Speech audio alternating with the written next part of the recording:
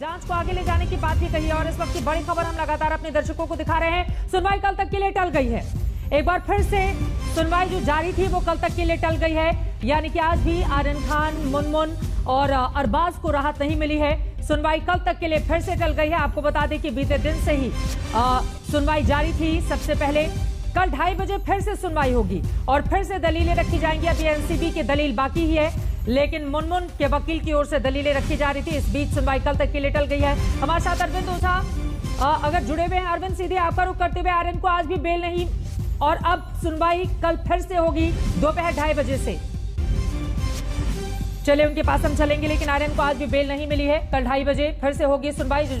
बड़ी जानकारी निकलकर सामने आ रही है। यकीनन मुश्किलें यहां पर आर्यन खान, उनके दोस्तों की, और ये तस्वीरें आपको दिखा रहे हैं।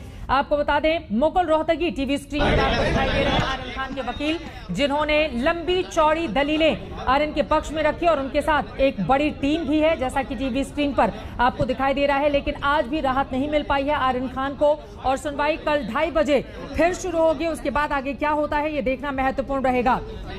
लगातार एक के बाद एक कई वकील दलील रख चुके हैं, लेकिन निचली अदालतों से आर्यन को राहत नहीं मिली। मुंबई ड्रग केस में बॉम्बे हाईकोर्ट में आर्यन खान की जमानत पर सुनवाई लगातार जारी थी। आपको बता दें, इसके पहले वकील अमित देसाई ने प्रोसीडिंग को जारी रखते हुए जमानत के पक्ष में दलीलों की शुरुआत की थी। लेकिन फिलहाल जो बड़ी जानकारी सामने आई है, कल 2:30 बजे के बाद फिर से सुनवाई होगी।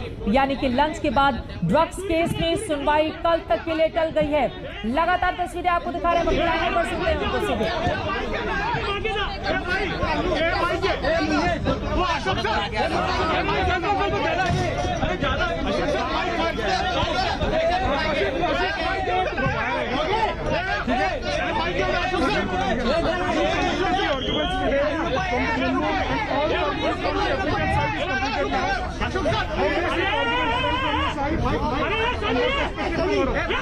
See, the arguments of all the three accused number 1, 2 and 3 are concluded already today, and the AG is yet to argue, which is kept for further arguments tomorrow at same time after 3 p.m.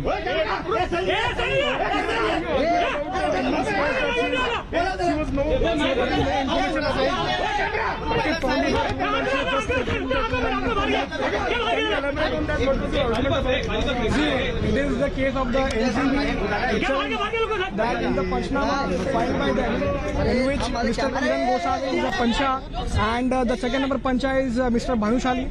The Panchnama itself is clearly stating the fact that nothing incriminating substance was found from the personal possession of Miss Munmun Dameja. And they were suspicious on Miss Soumya Singh as well as Munmun Dameja, and when the other woman's personal luggage and baggage was searched, some incriminating substance were found, which are rolling papers and some pads.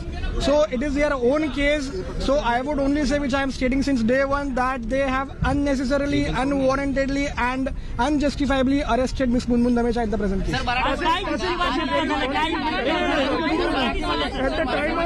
At the time of arrest, there was no mention of conspiracy. Only possession and consumption was mentioned in the arrest memo, and later the conspiracy thing was. See, the sections leveled against me as well as Mr. Aryan Khan as well as Arbaz Merchant, ये तीनों के ऊपर जो भी sections लगे हुए हैं वो सेक्शन सबके कॉमन है और अरेस्ट के टाइम पे भी यही सेक्शंस पुट अप हुए थे, इंक्लूडिंग सेक्शन 35 जो कि मेंटल स्टेट की बात करता है। उसके बाद आगे जब रिमांड कैरी ऑन हुआ है तब इन्होंने सेक्शन 29 इन्वोक किया है, जो कि कम्प्लीटली अनजस्टिफाइड है, क्योंकि सेक्शन 29 जो है वो एनडीपीएस का वो कंप्लीट नहीं है अब हमारे सबमिशन में, और इसीलिए हमने आज कोर्ट को भी ये रिक्वेस्ट किया है कि 29 सेक्शन के ऊपर कुछ ऑब्जर्वेशन आना जरूरी है, क्योंकि 29 सेक्शन जो है वो सिर्फ कॉन्स्पिरेसी की बात करता है, लेकिन किस तरह की कॉन्स्पिरेसी, स्मॉल क्वांटिटी की, इंटरमीडिएट की या कमर्शियल के लिए, उसके बारे में ये साइलेंट है। ये